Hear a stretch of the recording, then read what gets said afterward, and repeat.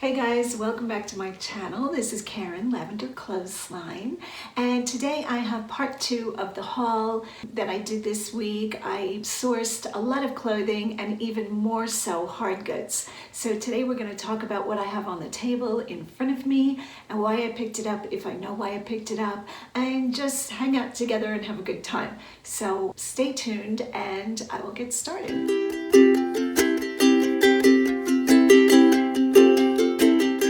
First item I want to show are 3 vintage framed photographs.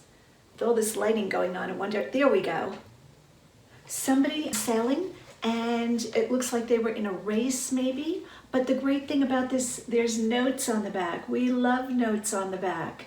So this says 30-foot Atlantic slope, S-L-O-U-P-S, designed by, and it says who it's designed, built as, you know, what class, and they raced between 1928 and 1930, Long Island Sound, and many of you know I'm from Long Island, so this is a great find.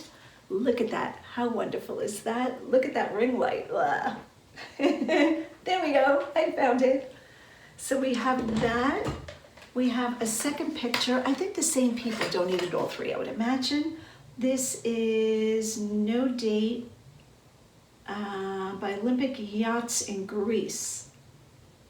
Sailing the Long Island Sound again. So we have picture number 2. And this picture, number 3. Look how beautiful these are. And this is a 49-foot cruising ketch. I know nothing about sailing. And yeah, I thought these pictures were great.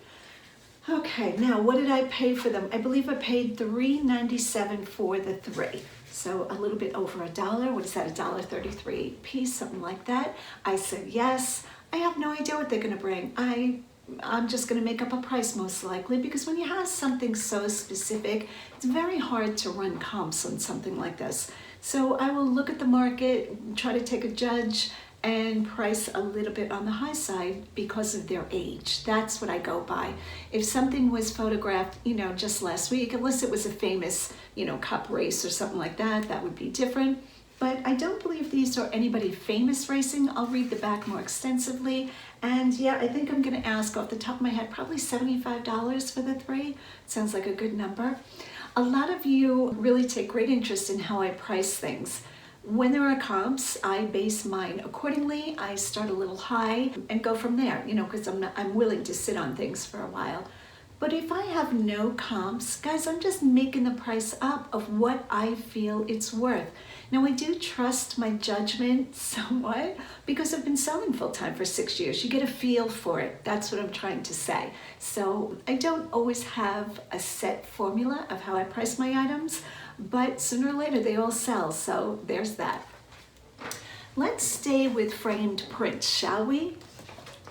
So I found this print. See if I can show you this, and 3 matching. Now they're not all the same prints, of course, but they are Disney, Winnie the Pooh, and Tigger too. This one here, and this one here.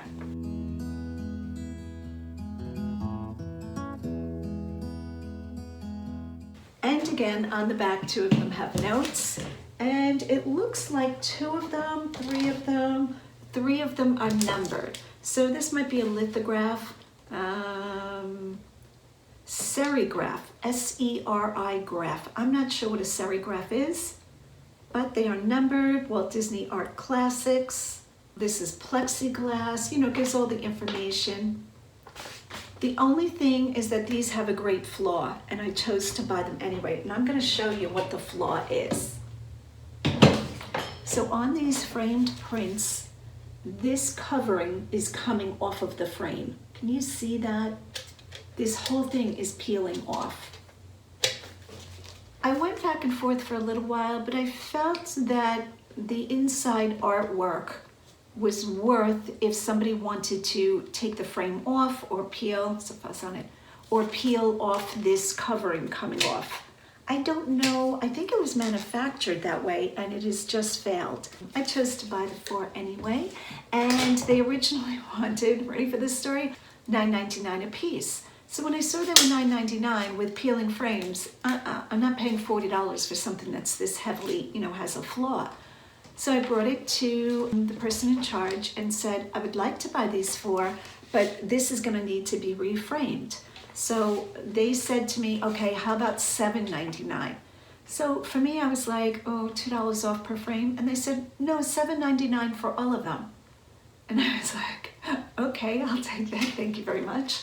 So sometimes the majority of thrift stores that I go to are very kind, they're very nice. They know that I'm a frequent customer, and they know that with such a big flaw, they might have a hard time moving it because somebody is not going to be able to hang these with this peeling off. So that worked out really well. So I paid $7.99 for the 4, which is $2 a piece. So I feel convinced even with the flaw, I'll be able to flip them. The next item I find a lot of, and I pick a lot of up. Pick up a lot of, something like that. I have no speech today. Vintage brass figurines. These are 2 deer, looks like the doe and the buck, and they are vintage. And I don't imagine a high dollar amount. I'm gonna say between $20 and $25 for the pair, and I paid $4 for the 2, so I said yes to these. The next item is a beautiful teacup. I try not to sell teacups unless it's a rare, when you know that it's a rare cup. To me, there's not enough profit built in teacups to warrant my time and storing them. But something happened, I don't know. I think it was because I saw Limoges, France on the back. So I said yes, and plus this thing is gorgeous, still has its sticker. Vintage, beautiful, all the things. I said yes. Now I haven't comped this. I have no idea what this is going to bring. I paid $1.97 for the 2 pieces, and I said yes. Guess off the top of my head between 15 and 18, but that's pure guess. I'm not basing that on anything.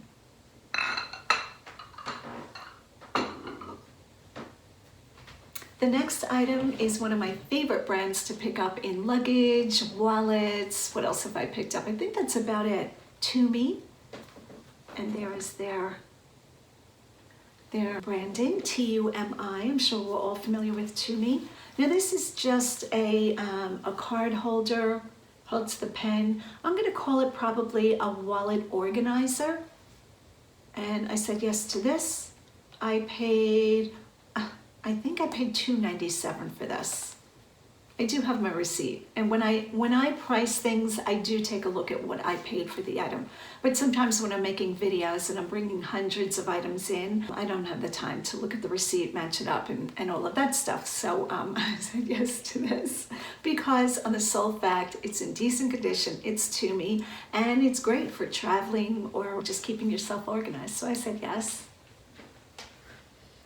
All right, what else do we want to talk about? This is getting crazy, craziness. Ready for this? Vintage Asian fans. So I saw these on the shelf. I have 2 of them. We'll pull this out.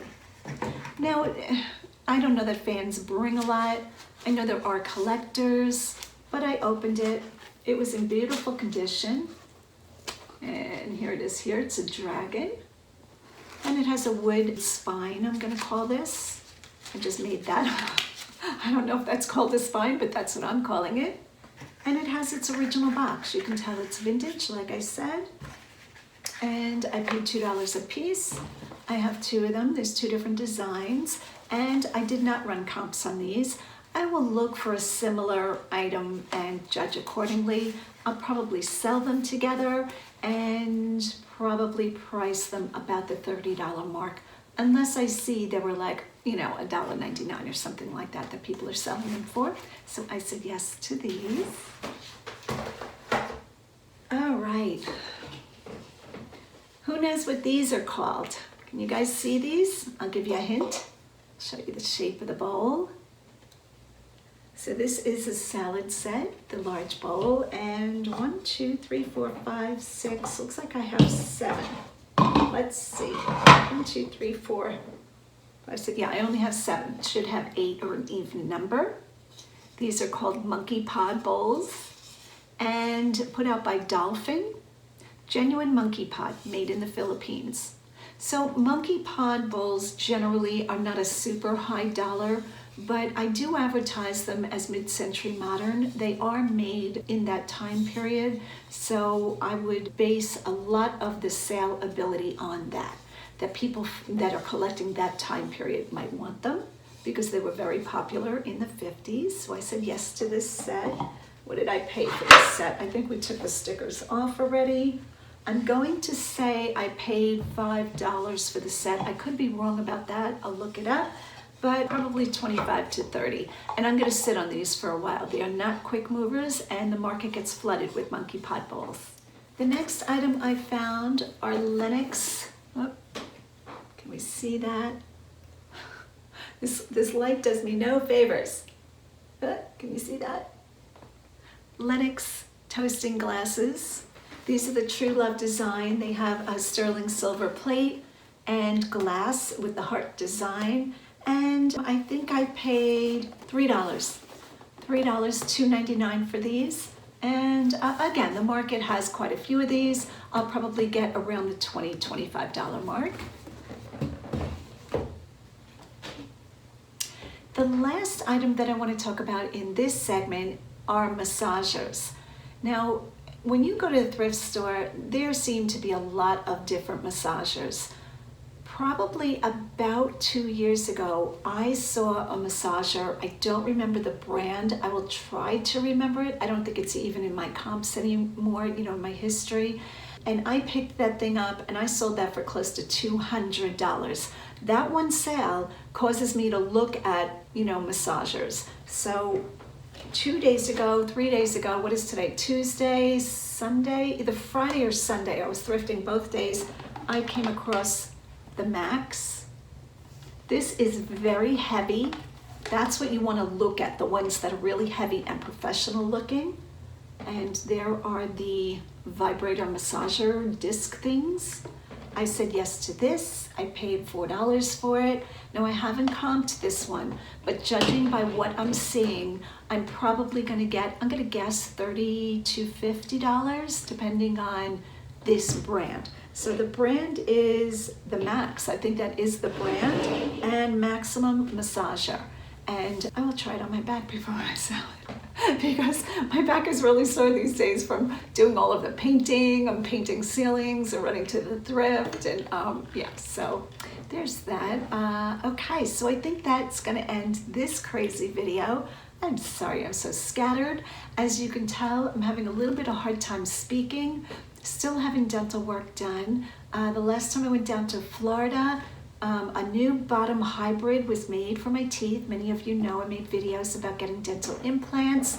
And this new one, which is the stage before the finals, the bite is a little bit different than what I'm used to. So once in a while I'm biting myself here. I'm having a little bit of a hard time speaking, but you know me, I just okay, whatever, we're just going along anyway.